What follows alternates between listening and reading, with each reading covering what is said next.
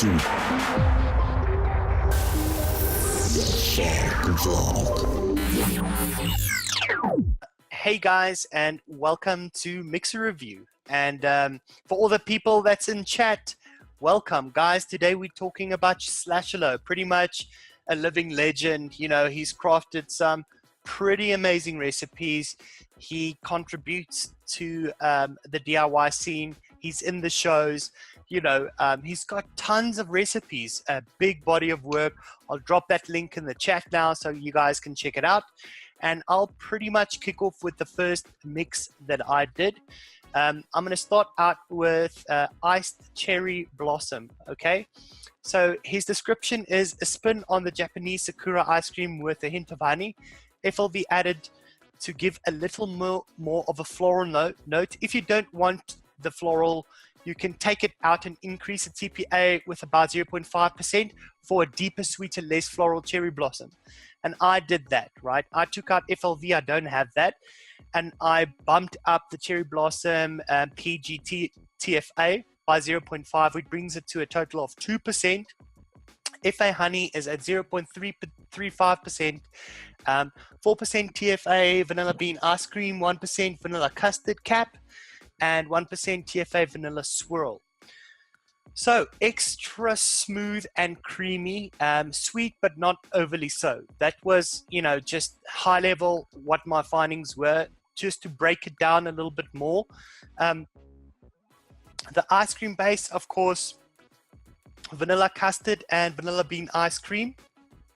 I believe the bridge here, you know, to merge the ice cream with the top note, because those two are, you know, kind of like separate dimensions. And, you know, the bridge between them, I believe, is vanilla swirl and FA honey.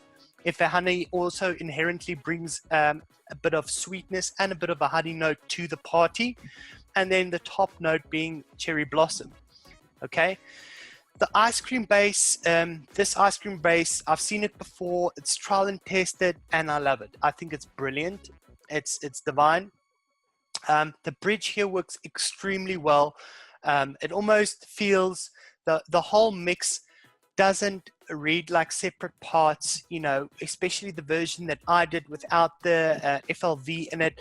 It reads like one thing, you know.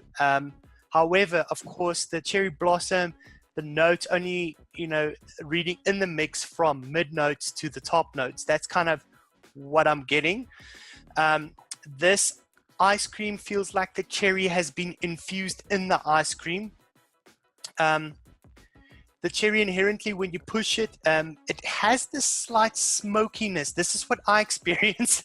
It might just be my cotton or something that, you know, from the build that I was doing. I don't know, but I'm getting like a smokiness to it, and it's really divine. It feels like smoked ice cream somehow, you know. I'll have to single flavor test cherry blossom on its own to see if it's that flavor that's doing it, or if it's, you know, the combination of flavors that just inherently brings that. But yeah, I found this extremely pleasant. This is also, you know, quite different. A cherry ice cream, you know, I don't see stuff like that every single day. You know, to the contrary, I almost see it never at all. I can't point out anything funky in this mix. It's super solid. Something new, creative, and quite bold. So this gets a full banger from my side. Well done, Slashalo. Rich? Right, I'm going to go with one of my staple recipes. This is always in my rotation. And this is his another blueberry glazed donut, or ABGD as the acronym. It's a fairly simple recipe to understand. He concocts a cake donut base of 2% Flavor West yellow cake, 3.5% of FA Zepola, and just 0.25% of Flavor Art Joy, just to add a little bit of that yeasty fried note to the cake donut base. Then he adds the the blueberry top note, the flavoring that goes with the donut, and that is the standard edible malfunction blueberry trinity, which is 0.5% of Flavor Art Bilberry, 2% of Flavor West Blueberry, and 3% of TFA Blueberry Extra. Very, very popular rounded blueberry combo, that. Then to add the glazing from the title, the blueberry glazed donut, he uses again two pretty popular flavors for that sort of powdered sugar coating on top of bakeries, and that is 1% of Flavor Art Meringue and 0.5% of Flavor Art Tyrone. So it's a fairly easy recipe to understand. It's got a nice 3-layer structure to it. It's the kind of flavors that you would expect to see. And just looking at this straight away, I had a good feeling that this was going to work very well. And it did. This for me is very tasty, very authentic blueberry donut. I usually mix this. I usually have 2 blueberry bakeries going at any time. I have this one, and then to get a break from that, I also mix up Method 1's French fella. Now, the difference between the two is that the blueberry in Method 1's mix, where he just uses a little bit of Flavor West blueberry, is very much just an accent flavor that's kind of in the woven into the bakery. In this one, you get a much more prominent, popping, mouth-watering, rounded, full, in-your-face type of blueberry. So, which is fine. There's no right and wrong with that. It just depends on what I feel like at the time. But this one is the one where I want a really prominent blueberry bakery, not just a bakery with a blueberry tinge to it. What I particularly like about this, and what I think he did really, really well, other than that base where the Zebla and the yellow cake and the Joy combined really well to give that. It's a very solid. It's got good mouthfeel. It feels like a cake donut should. But what I like really, really much about this, and what I feel makes this recipe stand out a bit, is the fact that meringue and Tyrone topping really does register as a glaze, as opposed to a thicker icing or a really thick frosting. This does feel like a glaze, that translucent, very sugary, just a very thin layer of kind of powdered sugar that's just been melted over the top of the blueberry. And from his notes, the interesting part that I've found is that he feels that adding the Capella Super Sweet actually served to wet the powdered sugar note. And this is a particular thing with FA Tyrone, which I find can be quite dry. What Slashalo reckons is that adding the super sweet just wets that powdered sugar note and turns it from just plain powdered sugar into an actual glaze. And vaping the juice, I can certainly buy that. It comes across to me as a glaze, so extra points for authenticity there, points for innovation, for using sweetener in a way that maybe many other people wouldn't think of.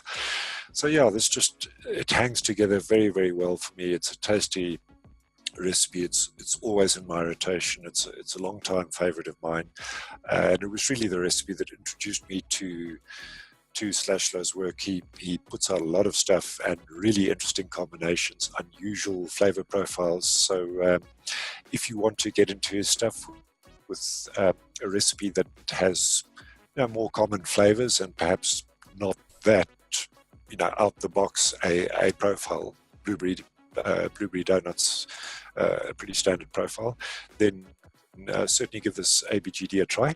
And this definitely gets a tip of the banger from me. Dietz, you also had some experience with this one. Yep, I also mixed this one up. I'm actually going to read his full notes.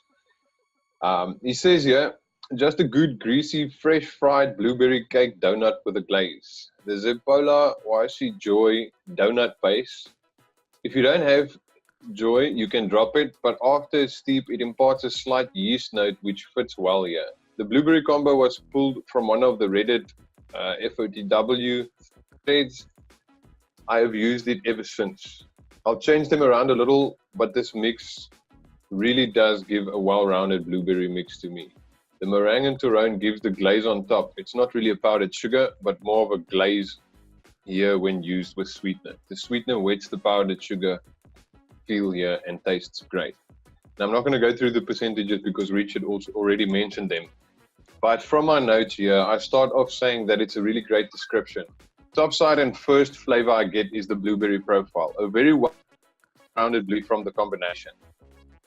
The blueberry is like a cooked blueberry reduction or cooked blueberry sauce glaze. Now, that's where, as Richard mentioned, the combination of how he does the glaze, the powdered sugar, and then the sweetener, there's definitely, it's so well put together to get to this from those three concentrates that he used. Now, for me, the blueberry in this recipe is delicious and full-on blueberry flavor. That's why I mentioned the cooked blueberry reduction, because normally when you cook blueberries down into a sauce, the flavor is so much more potent than you would have with a normal mashed up or juiced bunch of.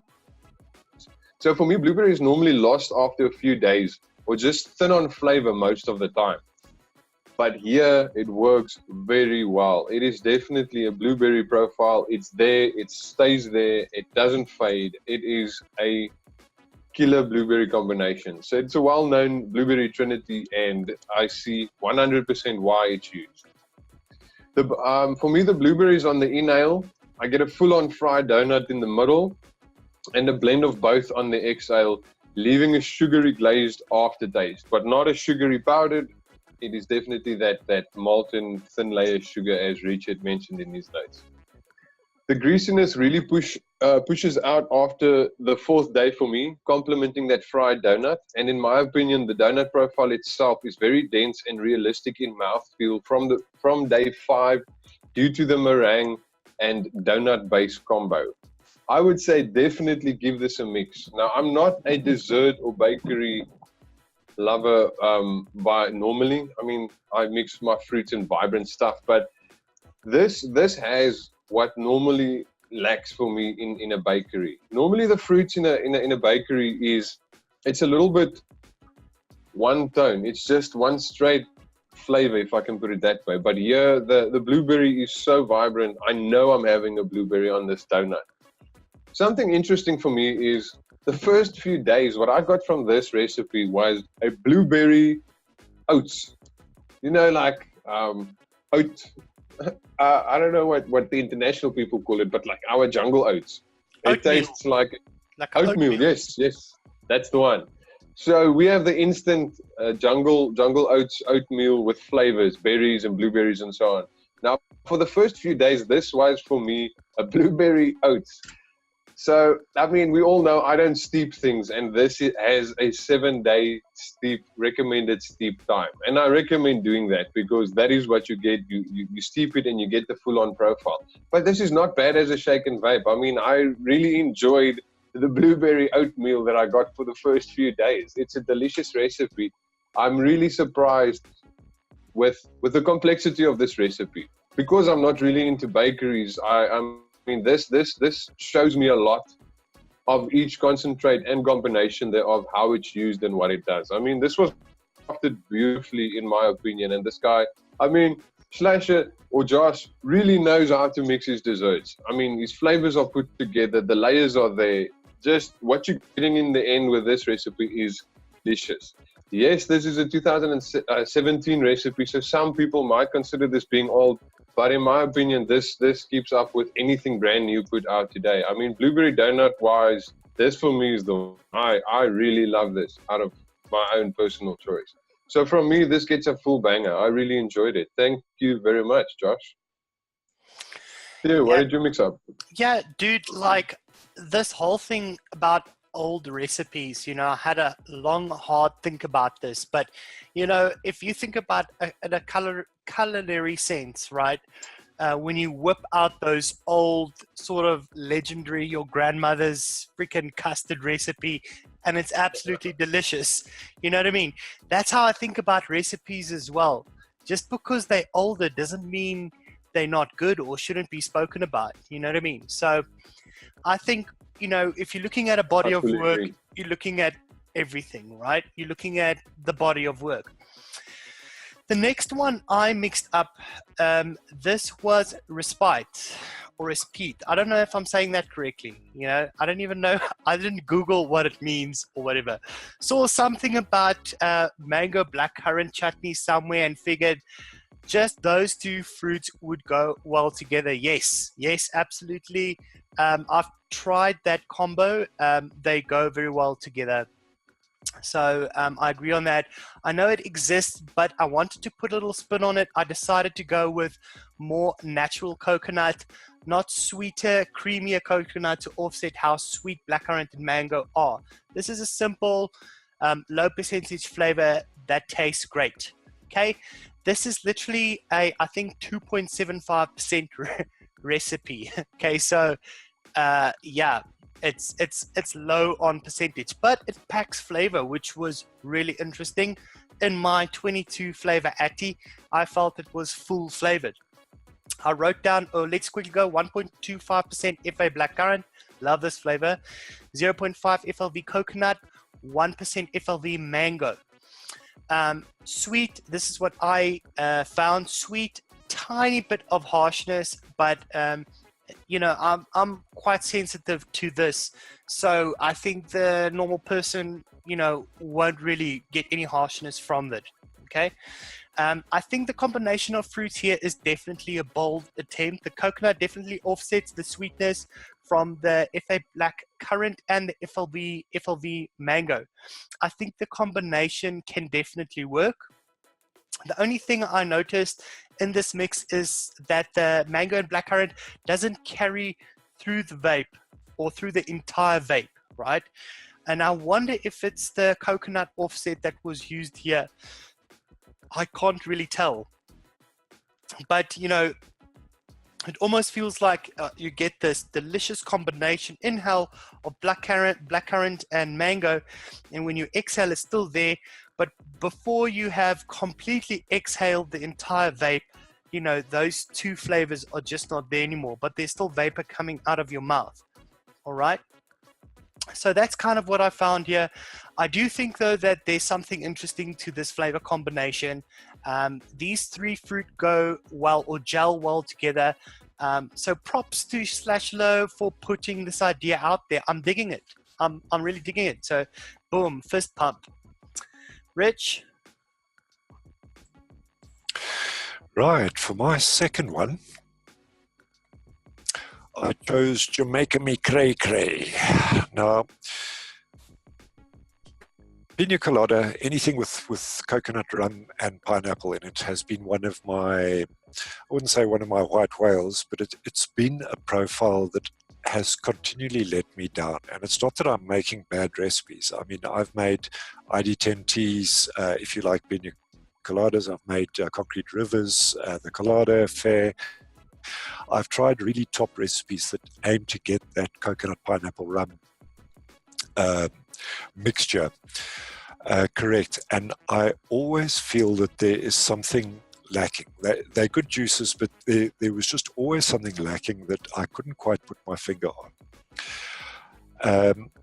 Then I saw this recipe and it immediately piqued my interest. So let's just go through it again. Fairly standard recipe, nothing there that you wouldn't expect or that you would not expect to be there. It starts off, it's a very low percentage recipe, it's only 7% odd.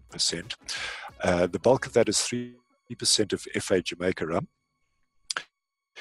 We then have the pineapple, which is just 1% Cap Golden pineapple, which is really low in my experience. Cap needs to be bumped up a little bit. The coconut is 0.5% of FA coconut and 1.5% of TFA coconut candy.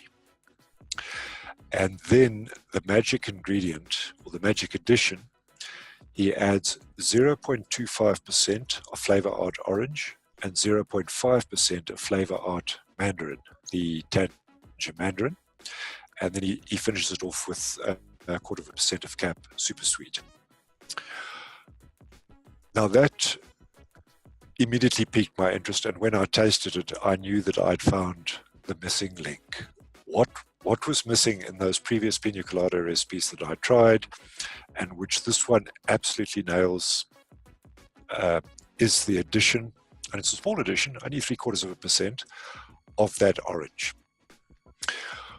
What it does for me is the orange plays with the pineapple. The two complement each other very nicely, and they offset very, very well against the coconut candy. What I get with the vape, the first part of the exhale is this lovely, sweet, but still slightly sharp and crisp orange and pineapple mixture, which then fades out, and you then get the coconut coming through right at the end of the exhale. It's got a fabulous texture. It comes across as a beverage. It's a wet, it's a moist texture, but at the same time, it's not thin. It's got a nice full body to it.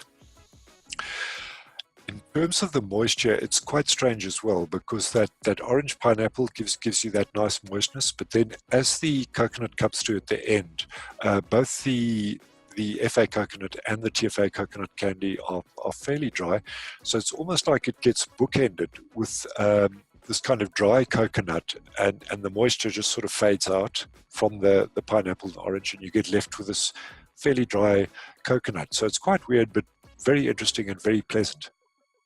It blends together beautifully. The flavor balance here is absolutely perfect. I can taste everything. Nothing dominates, nothing is too high, nothing is too low. It registers beautifully and extremely flavorful. For only 7% total flavor, it's very flavorful.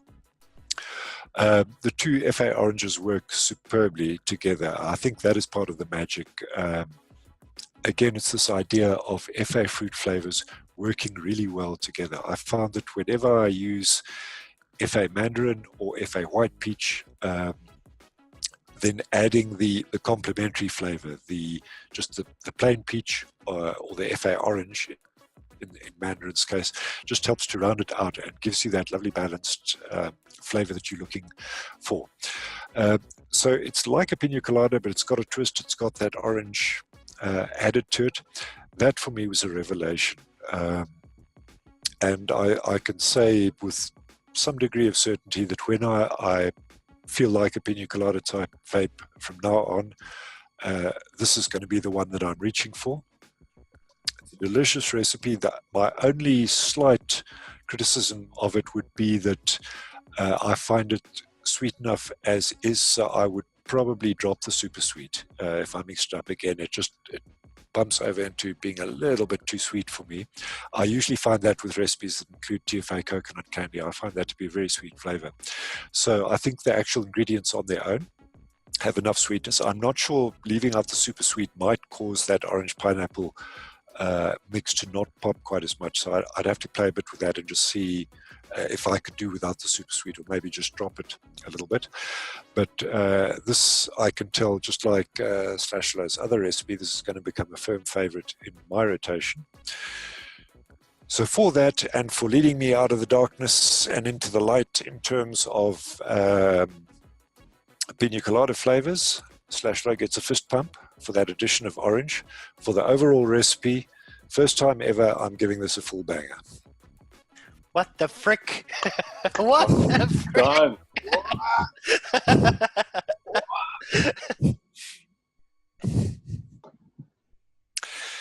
That's my take on it. Full banger. Well done, Slashalo.